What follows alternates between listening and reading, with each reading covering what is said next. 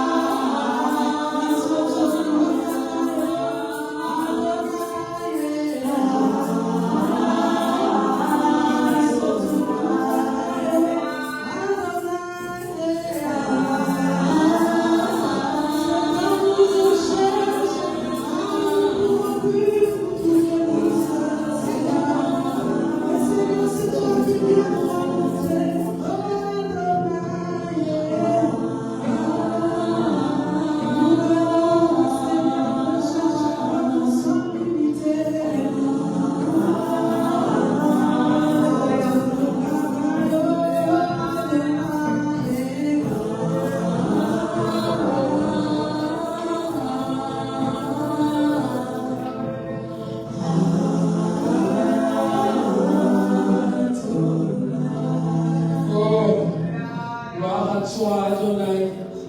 Gloire à toi, El Shaddai. Gloire à toi. Gloire à toi, notre Dieu de salut. Gloire à toi, le Seigneur de Seigneur. Gloire à toi, le maître de temps et de circonstances. Gloire à toi, le Seigneur. Gloire à toi, Jésus. Toi qui es le temps de vie. Toi qui es l'eau, Seigneur, qui est ton chemin soif. Gloire à toi, Jésus. Reçois l'honneur, reçois l'adoration. Reçois les actions de grâce. Reçois nos acclamations, Seigneur. Reçois les cris de joie pour nos joie. Il est le roi, le roi. Il est le Seigneur, le Seigneur. Il est sans foi. Il est le roi de notre vie. Il est le roi de notre vie.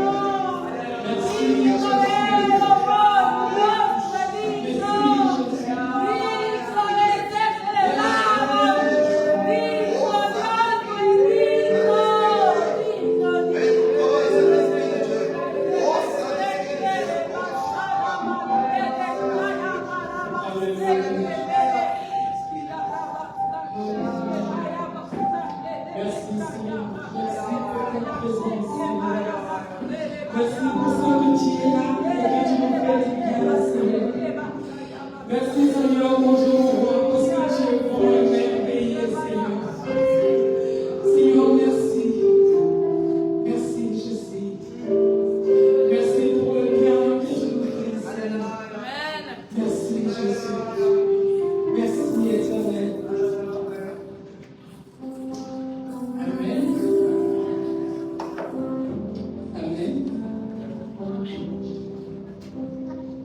Oui. Tu es bon, Seigneur. Tu es bon, Seigneur. Tu es bon, Jésus. Tu es bon, Seigneur. De tout mon être. De tout mon être. De tout mon être. De tout mon être.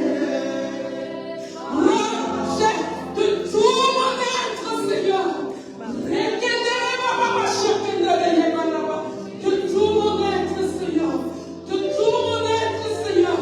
De tout mon être, Jésus. De tout mon être. De tout mon être. Alléluia. Alléluia.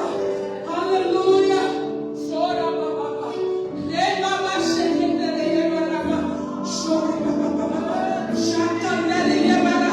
Touche, Seigneur, touche. Viens consoler, Seigneur. Oh, alléluia. Tu es le Dieu tout-puissant.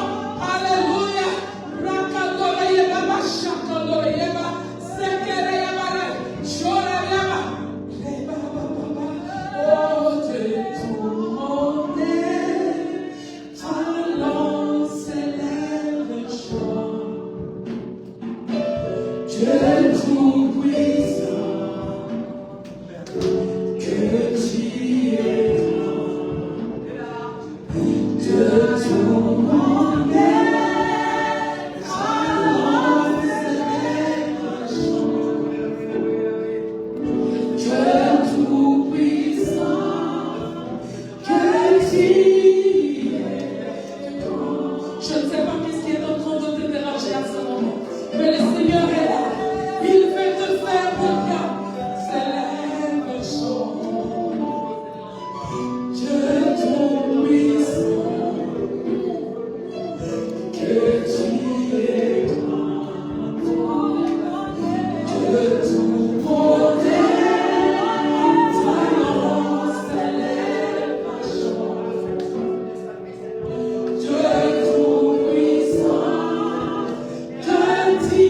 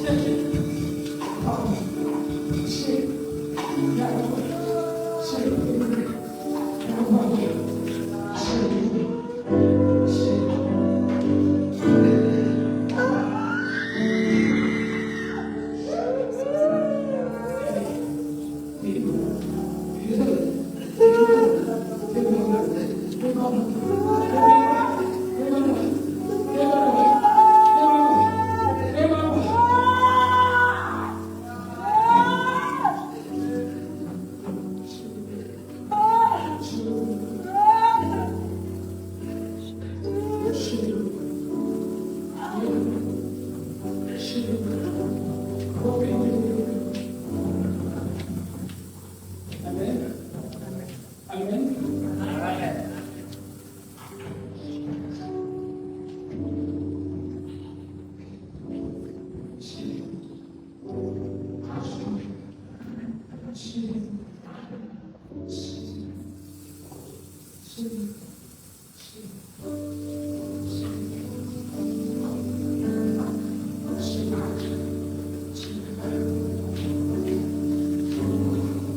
C'est pas ce que les hommes sont en train de te proposer qui est important.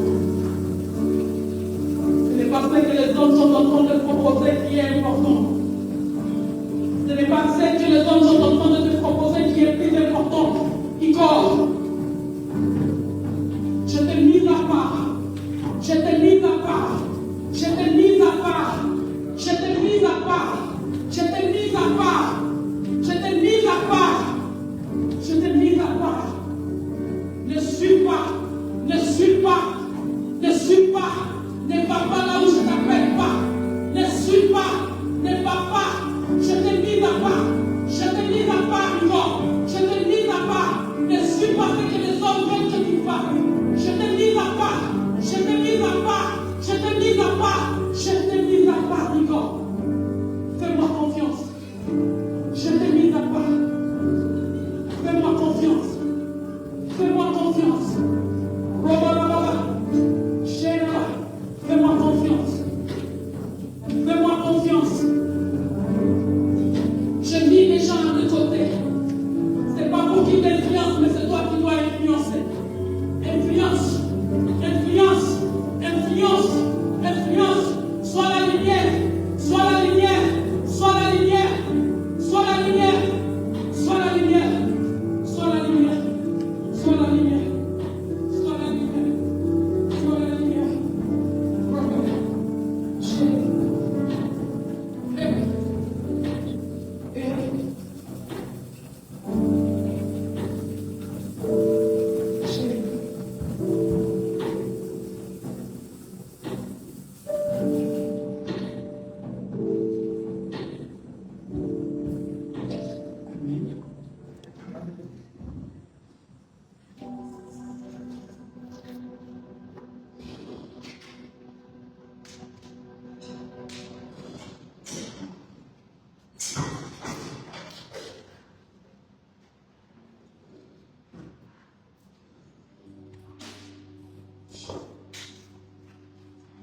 Aujourd'hui, donc, Dieu veut t'emmener le juge.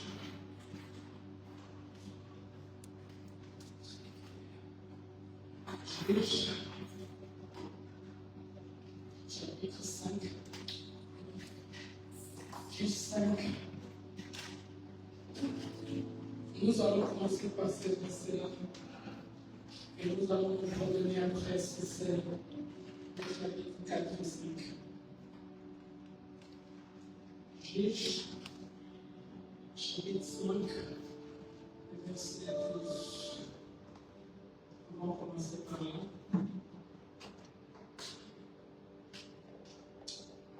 La Bible dit ceci: réveille-toi, réveille-toi, Déborah, réveille-toi, réveille-toi, dis un cantique, lève-toi, Barak, et amenez tes captifs, fils d'Abinoam. Alors, un reste du peuple triompha de puissant. L'Éternel me donna la victoire sur les héros. Réveille-toi, réveille-toi, réveille-toi, Déborah. Réveille-toi, réveille-toi, dis un cantique. Réveille-toi, réveille-toi. Seigneur, merci pour ta présence. Merci d'être là, Seigneur, au milieu de nous. Mais Seigneur, je ne veux pas que tu sois tout simplement au milieu de nous. Mais viens par le Saint-Esprit être au-dedans de nous, Seigneur. Viens, Seigneur, et continue, Seigneur, à transformer nos cœurs. Continue, Seigneur, mon Dieu, mon roi. Continue à nous parler. Continue à agir. Continue, Seigneur, à nous restaurer. Tu sais Mais ma prière, Seigneur, est que tu nous fasses du bien. Que nous sortons d'ici guéris, restaurés et relevés. Seigneur, que ta parole vienne nous faire, Seigneur, du bien. Qu'elle nous reconstitue, qu'elle nous responsabilise, Seigneur, mon Dieu. Je prie, Seigneur, que tu viennes et que tu règnes.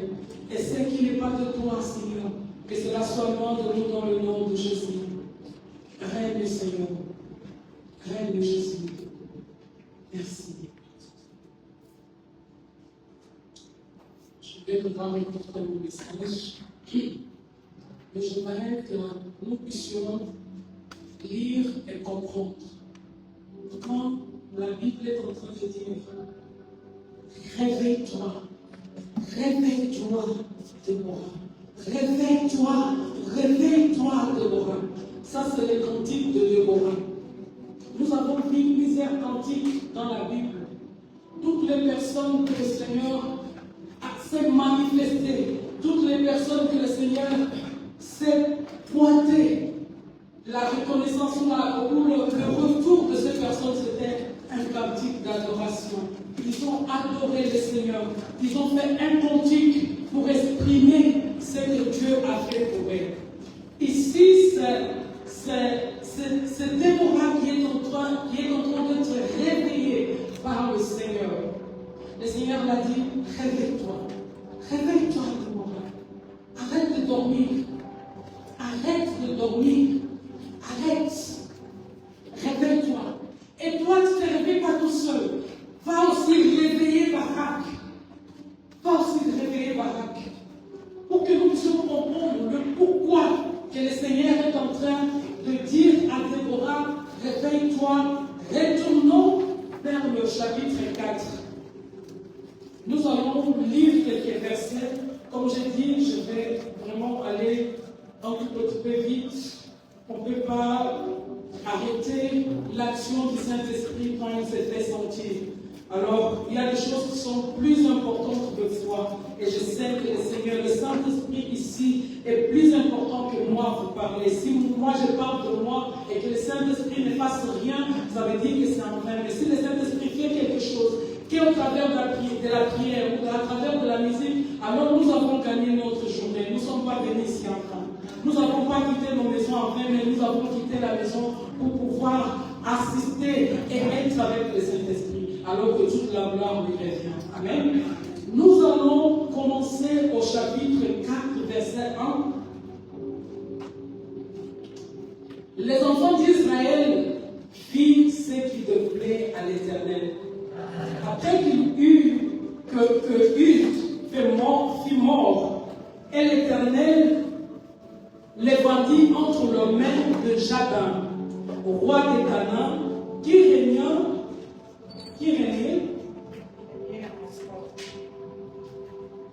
régnait à Essor. Le chef de son armée était Sisera et habitait à Uroshaï-Bel. Je ne sais pas mes lettres là, mais je pense que je suis en train de les lire. Les enfants d'Israël crirent à l'Éternel, car Jabin avait 900 chars de fer et il opprimait avec violence les enfants d'Israël depuis 20 ans. Dans ce temps-là, Déborah, prophétesse, femme de Lapidote, était juge en Israël. Elle siégeait sous le palmier de Déborah, entre Rama et Bethel, dans la montagne d'Éphraïm. Et les enfants d'Israël montaient vers elle pour être jugés. Elle envoyait appeler Barak, fils d'Abidénoam, des Kadesh Nephtali, et elle lui dit, n'est-ce pas l'ordre que j'ai à donner, l'Éternel Dieu d'Israël? N'est-ce pas l'ordre qu'on donne? L'Éternel Dieu d'Israël dirige-toi sur le mont Tabor et prends avec toi 10 000 hommes, des enfants de Nephtali et des enfants de Zabulon. Je tirerai vers toi un torrent de Kison. Sisera, chef de l'armée de Jabin, avec ses chars et ses troupes, et je le livrerai entre tes mains. Barak lui dit, si tu viens avec moi, j'irai. Mais si tu ne viens pas avec moi, je n'irai pas. Amen. Je pense que beaucoup d'entre nous ont déjà entendu parler de Déborah. Ça ne va pas être la première fois. Ici même, nous avons une Déborah. Lève-toi un peu, Déborah. Et quand je la regarde, de fois, je vois qu'elle est à peu près comme cette Déborah-là, même si elle ne croit pas à ce qu'elle est capable. Mais on peut voir certaines choses qui nous affirment que cette personne, elle risque d'être une grande bénédiction pour le royaume. Amen.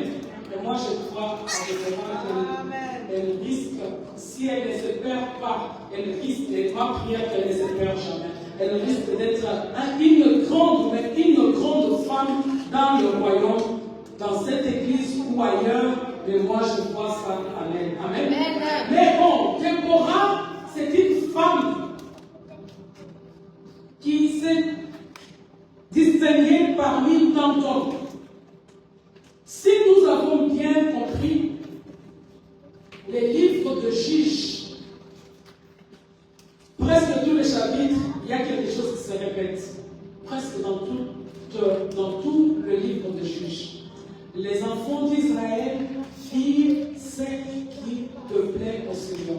Les enfants d'Israël firent ce qui te plaît au Seigneur. Ils ont changé de juge. Ils ont changé de juge plusieurs fois. À chaque fois que venait un roi qui les amenait vers le chemin de l'Éternel, ils changeaient. Après un moment, ils retournaient dans leurs mauvaises habitudes. Ils continuaient à faire ce qui plaisait au Seigneur. Entre autres, la désobéissance, le sacrifice au Dieu autre que l'Éternel. Ils commençaient à faire des choses qui ne plaisaient pas au Seigneur. Mais à chaque fois qu'ils passaient par cette situation, il y avait toujours quelqu'un qui les amenait à pouvoir replier vers le Seigneur. Amen. Amen. Amen. Il y avait toujours quelqu'un qui les amenait à replier vers le Seigneur. Parce que la souffrance qu'on les affligeait était tellement qu'ils n'avaient pas le choix, ce n'est pas de retourner vers le Seigneur. Alors là, on nous dit qu'à ce temps-là, le roi est mort et l'Éternel les a vendus. C'est l'Éternel. Ce n'est pas l'ennemi qui est venu proposer l'achat. C'est l'Éternel qui les a vendus.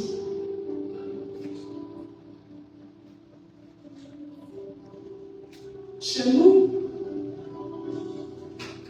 dans le village de mes parents, surtout de mon père, les enfants désobéissants à ces temps-là, si tu es désobéissant, que tu donnes trop mal à la tête à tes parents, on le vendait à une autre famille, on le donnait pour qu'il puisse aller loin parce qu'il était une mauvaise influence pour les autres. Aujourd'hui, ça ne se fait plus, mais on vendait. C'est pour cela que l'esclavage n'a pas seulement commencé avec les Blancs. Entre nous aussi, ça a été déjà. Vous allez voir qu'il y a des familles, que ce soit au Cameroun, que ce soit ailleurs, nous allons voir qu'il y a des familles, qu'il y a toujours une personne que vous ne savez pas quelle est son origine. Ils tombent dans la famille, des fois ce sont ces personnes-là qui font vraiment plus de dégâts dans les familles. On ne sait même pas d'où est-ce qu'il vient. Et il tombe comme ça parce qu'on a votre arrière-grand-père, on l'a donné, il a ramassé, il a fait ce pas comment, et puis on l'a amené à la famille. Et quand ils entrent là, tellement qu'on leur donne la place, ils font de dégâts. Et si l'Éternel a vendu les enfants d'Israël à l'ennemi, tandis que Jaban était le roi de Canaan à ce moment-là, et on dit qu'il les a maltraités tellement. Et aussi, on est en train de parler que cet homme-là avait des chars. Si on regarde aujourd'hui, ça veut dire qu'il avait des armes de destruction massives de ce temps-là. Il avait des chars. Comme on le dit, ça veut dire qu'il était grand et il était puissant. Il a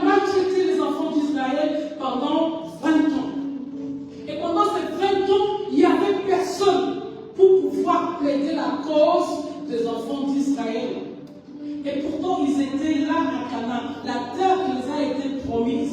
Mais ils arrivent à Canaan, tellement qu'ils se comportaient mal, ils ne pouvaient pas jouir de la terre que le Seigneur les a donnée. Qu'est-ce qui se passe? Ils ont souffert.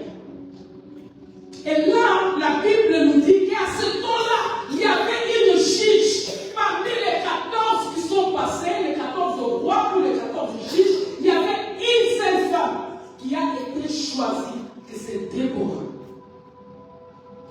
Déborah, elle est choisie parmi tant d'hommes. Elle est choisie.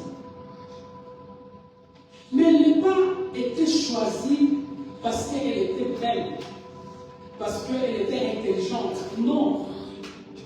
Les critères de Dieu ne sont pas par rapport à la beauté ni par rapport à notre intelligence. Les critères de Dieu sont autres que ce que nous pouvons penser. Alléluia. Les critères de Dieu, il ne choisit pas parce que tu es intelligent. Il ne choisit pas parce que tu es riche. Il ne choisit pas parce que tu es le docteur, c'est pas un roi. Non, il prend même un illettré pour pouvoir le mettre là où il fait. Il prend ce qu'il fait pour pouvoir le monter là où il fait. Il peut prendre n'importe qui. C'est pour cela qu'aujourd'hui on voit, oh mais elle était prostituée, mais elle était prostituée, le Seigneur l'a réélevée. Elle a mis là où il a mis. Alléluia. Il relève l'homme du genre. C'est lui. Ce n'est pas selon nos critères, mais selon ses critères à nous. Oh, le Seigneur regarde une femme qui était là. Elle était juge en Israël. Et une autre chose qui est admirable dans cette femme est qu'elle n'a pas choisi un bureau climatisé. Elle n'a pas choisi une belle maison. Elle n'a pas choisi un beau cabinet. Non. Elle a pris ce qu'elle a fait. Comme elle voyait que la souffrance était tellement, elle s'est choisie d'aller sur la montagne d'Ephraïm, là où elle avait les palmiers. On l'appelle les palmiers de Déborah. Elle se mettait là pour pouvoir juger. Parce que de là où elle était, elle pouvait bien voir la misère. Parce qu'elle était sur une montagne. Allez juste là à Courtel. Si vous êtes à Courtel, regardez Berne. Vous allez bien voir la photo de Berne. C'est à peu près ça. Elle était sur la montagne, sous son palmier. Les gens venaient parce que la souffrance était tellement. Et elle pouvait aussi contempler la misère du peuple. Et elle priait. Elle était prophétesse. Dommage pour celle que jusqu'à présent, ne croient pas ou n'acceptent pas le ministère des femmes, mais Dieu n'a pas fait exception de personne. Il a pris Déborah au milieu des hommes et puis elle a fait juge en Israël. Elle n'a pas fait seulement juge, mais il a fait aussi une prophétesse. Pas seulement une prophétesse, elle était aussi épouse. Elle était là pour juger le peuple. Elle était là pour pouvoir faire ce que les hommes ne pouvaient pas faire à ce moment-là. Et quand je regarde Déborah, je vois une femme pleine de caractère. Une femme de caractère. Une femme qui savait qu'est-ce qu'elle faisait. Une femme qui n'a pas attendu qu'on lui dise quoi faire. Une femme qui a su faire ce qu'elle devait faire parce qu'elle a compris ce qu'elle devait faire. La Bible dit que Déborah était la femme de quelqu'un. Elle était femme. Elle était l'épouse de quelqu'un. Donc ce n'était pas une femme célibataire, ce n'était pas n'importe quelle femme. Non, elle était l'épouse de quelqu'un.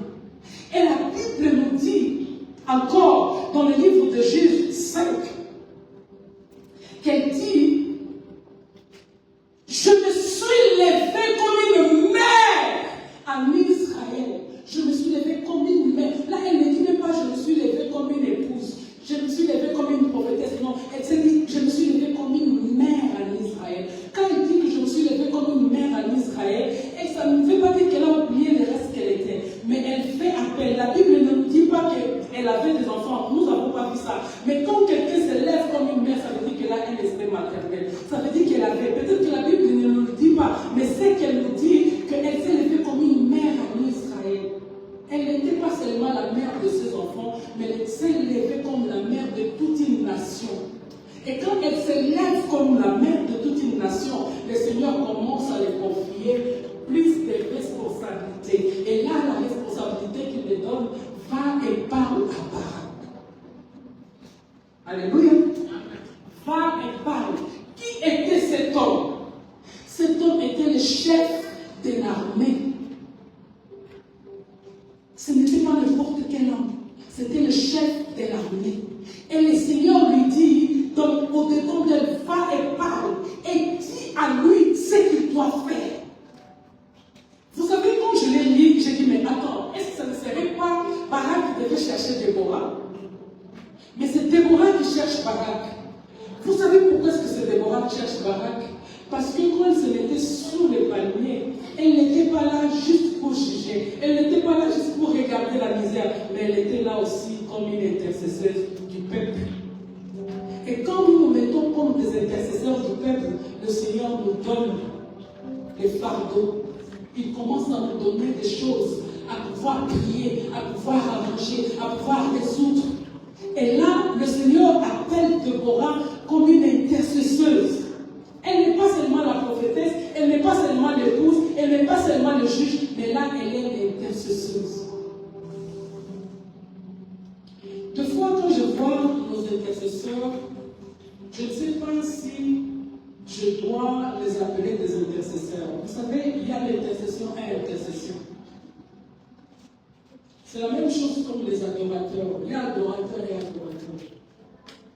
Un intercesseur qui vient et participe au moment de l'intercession de l'Église, il est juste là pour faire partie de ce moment-là. Ce n'est pas un intercesseur. Il est venu juste prier par rapport à ce qui se passe là seulement. Je vais me faire comprendre. Un intercesseur, c'est celui qui est tout le temps en train d'intercéder. Que ce soit ici à l'église, que ce soit à la maison, que ce soit dans la route, que ce soit... Elle a toujours de points d'intercession. Elle a toujours, mais il est toujours fixé vers l'intercession. Nous, aujourd'hui, on prie plus pour nous que pour les autres. Alors ça, ce n'est pas une intercession. L'intercession, c'est prendre le temps pour l'autre. Et ici, nous voyons qu'on parle de Déborah comme une intercesseuse. Vous savez, un adorateur qui vient et qui, le dimanche, il arrive et puis on le voit chanter là, pas forcément que c'est un adorateur. Je suis désolé pour le dimanche. Pas forcément que c'est un adorateur. Parce que tu peux juste faire partie d'un groupe qui vient chanter le dimanche, mais tu n'es pas un adorateur. Parce que l'adoration, c'est un style de vie. Ce n'est pas ici où on adore. C'est dans notre vie de tous les jours. Qu'est-ce qu'on te voit faire quand tu es dehors? Qu'est-ce que tu fais? Quelles sont les chansons que tu chantes quand tu n'es pas ici? Qu'est-ce que tu dis? Qu'est-ce que ta bouche dégage? Qu'est-ce que ta vie dégage quand tu n'es pas ici? Quand tu n'es pas en train de prier pour l'église, quand tu viens ici les samedis ou les dimanches pour quelques minutes, qu'est-ce que tu pries? Qu'est-ce que tu demandes à Dieu? Et là, on nous dit que Déborah, elle était intercesseuse. Elle va vers Barak et elle dit, prépare-toi, Barak, prépare-toi, prépare 10 000 hommes. Et nous, il va aller. Et Barak lui dit, moi, si toi tu ne veux pas, ne compte pas seul. Tu n'y arrives pas. Beaucoup auraient appelé Barak de lâche. Parce que c'est lui le chef de l'armée. Comment est-ce que tu vas dire à une femme qui est juste une juge, qui est juste une prophétesse, qui est juste une intercesseuse, et tu dis que si toi tu n'es pas moi aussi je ne vais pas. Mais tu es en train de voir la souffrance. C'est toi qui as le pouvoir, c'est toi qui as des armes, c'est toi qui as des hommes, c'est toi qui as la stratégie militaire. Et tu es en train de dire si toi tu ne vas pas moi je ne vais pas. Donc là, Déborah, à part qu'elle soit l'intercesseur de la juge, elle devient encore une stratège militaire. Barak n'est pas lâche, mais il a compris que je ne peux pas aller avec ma force, avec mon intelligence, avec mes hommes. Si Dieu n'est pas avec moi, et moi je ne peux pas aller. Si toi qui as le signe de Dieu n'est pas avec moi, parce que moi en cours de route, je peux perdre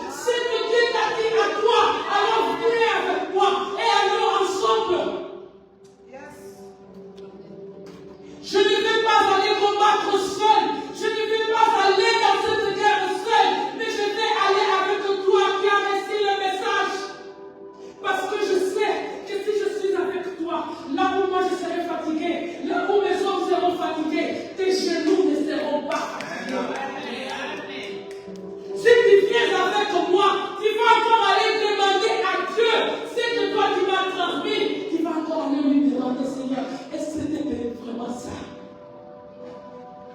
Il était stratège pour le militaire, mais elle était stratège parce qu'elle avait les plans spirituels.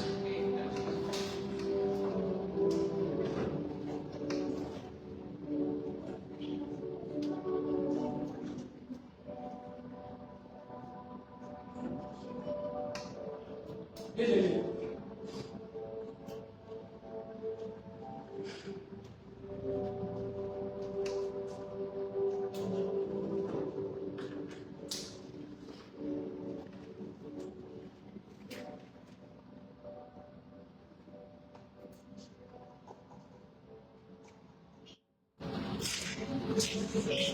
c'est dommage parce que l'ennemi, il ne joue pas. Il ne joue pas l'ennemi. Il est en action. Et vous savez, l'ennemi, il a des stratégies que vous n'avez pas l'idée de pouvoir comprendre comment est-ce qu'il agit. Vous voyez, seulement si on nous dit que cet homme avait 900 chars. Ça veut dire que s'il sortait, ce n'était pas que quand il part et puis il tue le soldat, il le laisse, non, il passe avant le char pour bien l'écraser, pour bien humilier l'ennemi. Donc avant même que les gens se lèvent, les gens avaient peur juste de savoir que cet homme a la puissance. Et Dieu élève une femme à ce temps-là qui n'a ni âme ni homme, qui a un Dieu. Un Dieu.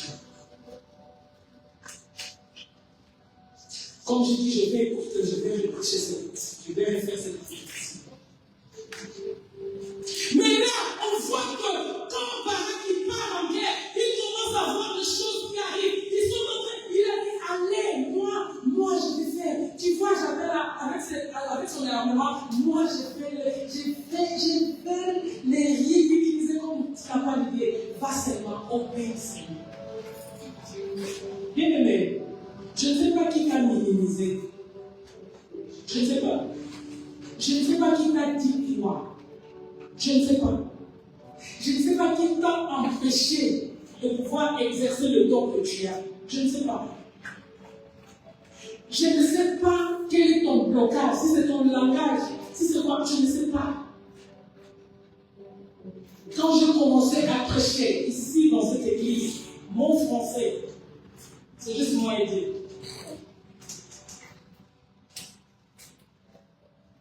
La Bible vraiment a pris les Français. Le Seigneur va appeler les Français.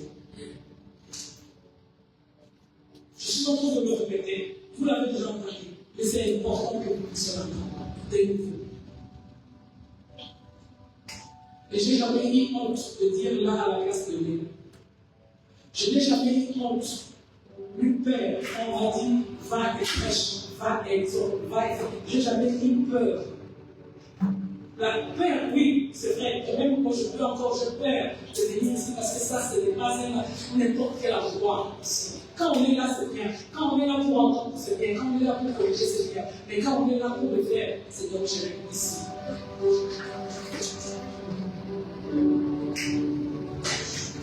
Et je dis, Seigneur, mais voici, envoie-moi. Mais voici, envoie-moi. C'était ça la réponse de Déborah auprès du Seigneur, quand le Seigneur l'a choisi. Au milieu d'une crise, vous savez, le Seigneur ne peut pas aller chercher quelqu'un de dehors pour venir résoudre la crise dans ta maison. Il va juste trouver toi qui es là dedans pour pouvoir la résoudre. Alléluia. La personne de dehors, elle ne saura pas les ténèbres et les abyssons. Mais la personne de dedans, elle connaît le début et elle connaît le début, le milieu et la fin de l'histoire. Ça veut dire que c'est toi qui dois le résoudre. 29 ans. Il y a ceux qui sont là, ça fait 20, 28, 25, 30 ou 50 à plus de temps même qu'avant que l'église commence. Et jusqu'à présent, tu n'arrives pas à te lever et dire que me voici, envoie-moi. Parce que je me pose la question, quelle est la prière que tu fais? Qu'est-ce que tu demandes au Seigneur? Quand Déborah était là comme juge, elle demandait quelque chose au Seigneur. Donne-moi la capacité de juger. Donne-moi l'intelligence de juger. Donne-moi la meilleure façon de faire. Ça a traîné, ça a pris 20 ans. Mais à la 20e année, le Seigneur l'a élevé par rapport à tout ce qu'elle a demandé. Qu'est-ce que tu es en train de demander au Seigneur? Où sont les Déborah de ces temps? Où sont les Déborah qui vont s'élever contre cette nation? Le vendredi surpassé, j'étais en train de venir ici à la prière. Je suis en train de passer là où j'ai fait mon parking. Et puis, il y a une femme qui est avec son mari. S'il vous plaît, je ne sais pas si c'est son mari, mais pour moi, c'est son copain. C'est quelqu'un d'intime de cette personne. Il venait de se baigner là à Marseille. Et puis, il monte. L'homme est en short jusque-là, avec un t-shirt. Et la femme est en slip avec le soutien. Il court. Il cache seulement ça. En train de se promener en ville.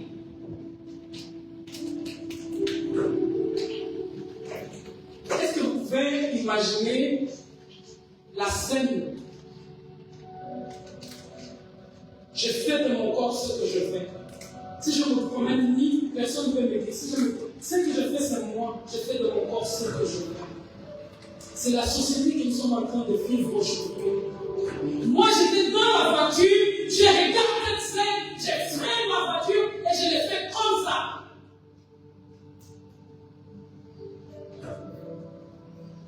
Parce que pour moi, au moins cet homme, ce n'était même pas la fille que j'ai fait, c'était à l'homme que j'ai fait ça.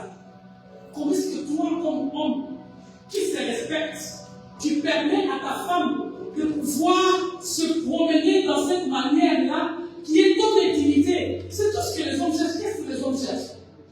C'est connaître le corps de la femme. Et toi, tu les exposes comme ça.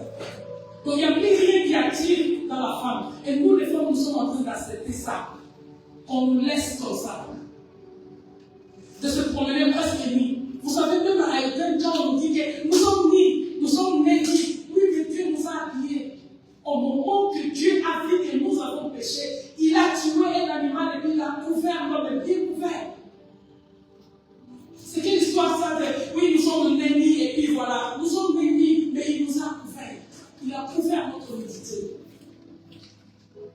Et ça ne dérangeait personne. Mais moi, ça m'a dérangé. Quand je l'ai fait comme ça, au moment où je suis en train de parquer la voiture, ils entrent sous ce petit pont qui est là, entre le théâtre et un petit pont, le pont de Cossade.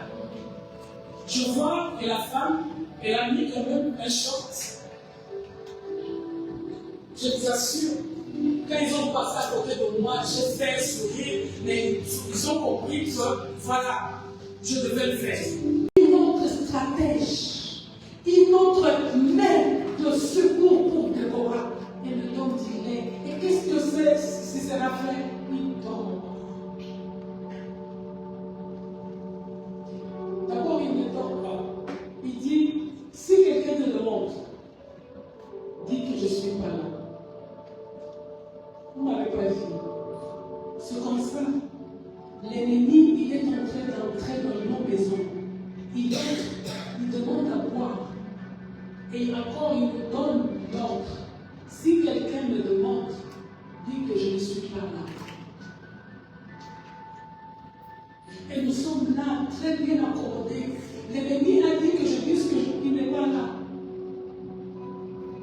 L'ennemi entre dans notre maison et il fait ce qu'il fait. C'est comme ça que l'ennemi est entré en Israël. Il pouvait entrer et sortir tranquillement parce que le peuple était distrait, parce qu'il faisait ce qui déplaisait à Dieu. Et là, c'est encore une configuration de ce que l'ennemi était en train de faire en Israël. Il entre dans la maison de Jaël et lui dit, ne dis rien. Encore il demande de l'eau. Bien-aimés dans le Seigneur, lèvons-nous, réveillons-nous. Ici, on dit à Déborah, réveille-toi. Et moi, je dis à toi et moi, réveillons-nous. Réveillons-nous.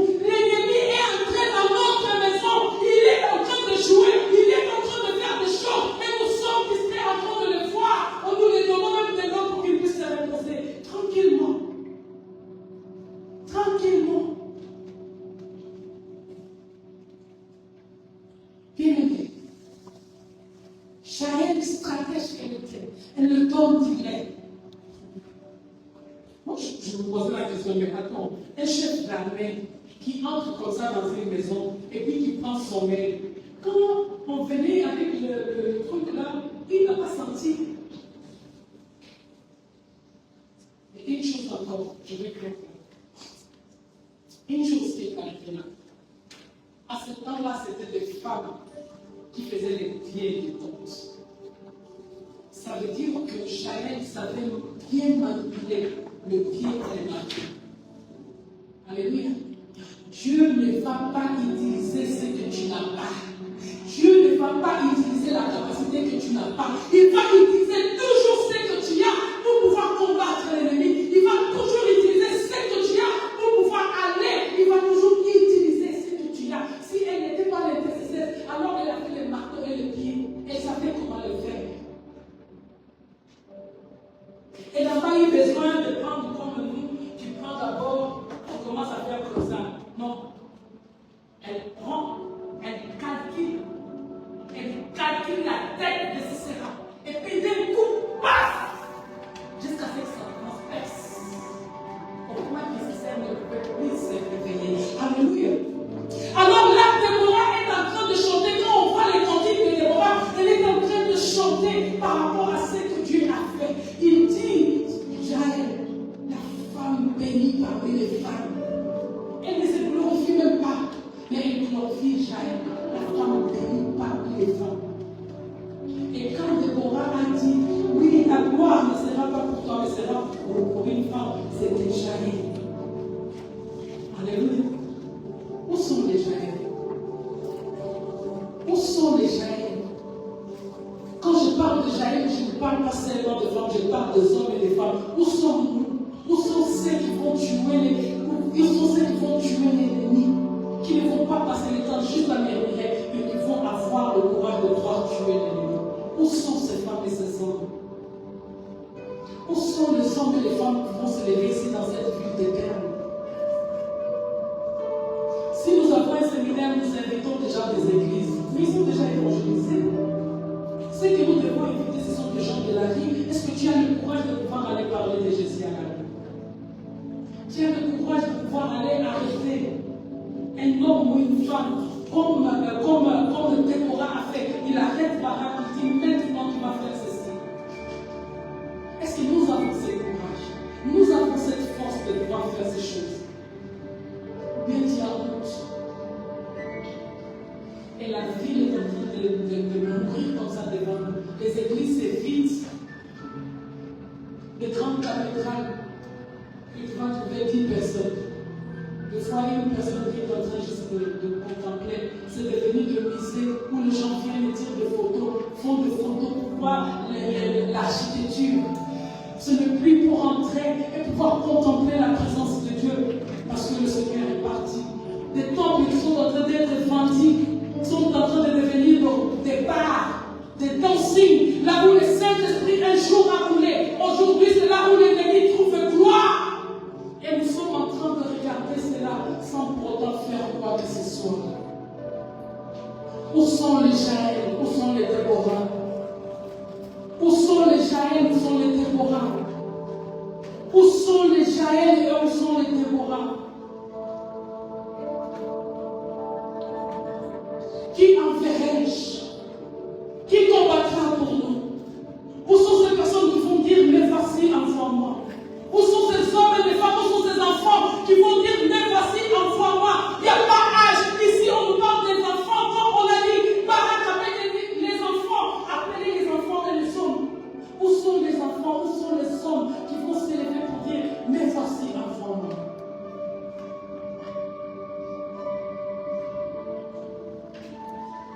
C'est dans un moment de catastrophe que Déborah a été élevée en Israël.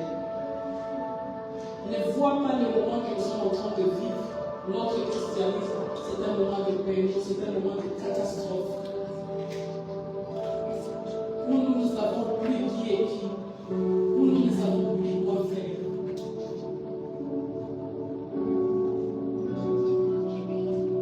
Le Seigneur a besoin de personnes qui peuvent se les faire. Il ne va pas aller les trouver dehors, il va les trouver ici. Pourquoi tant de différences? Pourquoi tant de différences, tant de désobéissance?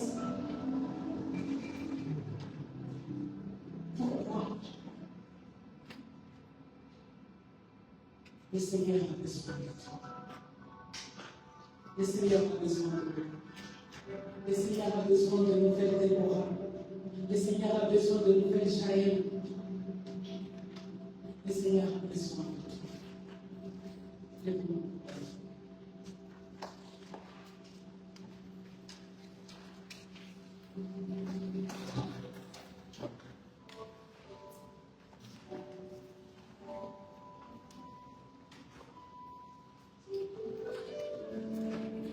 Commence à dire au Seigneur, si tu désires que le Seigneur puisse utiliser quelque chose, si tu veux que le Seigneur puisse vraiment t'amener quelque part,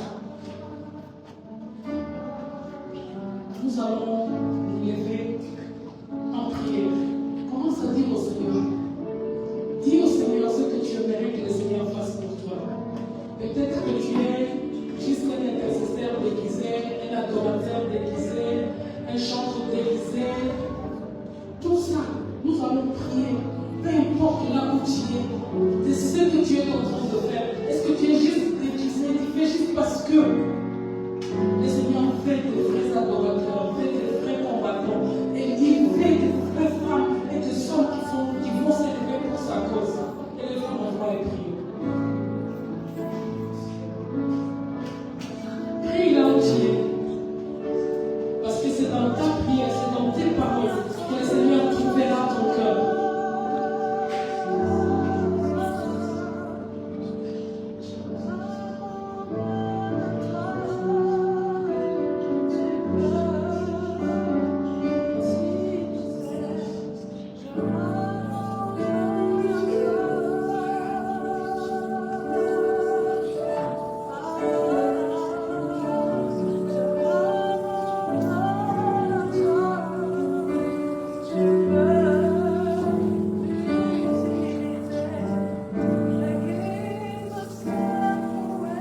Seigneur, me voici devant toi. Pour te dire, Seigneur, mon Dieu, mon roi, tout entière, Seigneur, je m'abandonne à toi. Fais de moi ce que tu veux, Seigneur, mon Dieu, mon roi. Viens, Seigneur, mon Dieu, mon roi, mes oreilles sont encore couchées. J'aimerais entendre, j'aimerais voir, j'aimerais parler. J'aimerais ressentir, j'aimerais vivre, Seigneur, ta présence, jour après jour. Et fais de même pour ma soeur et pour mon frère. Tu es, Seigneur, retiré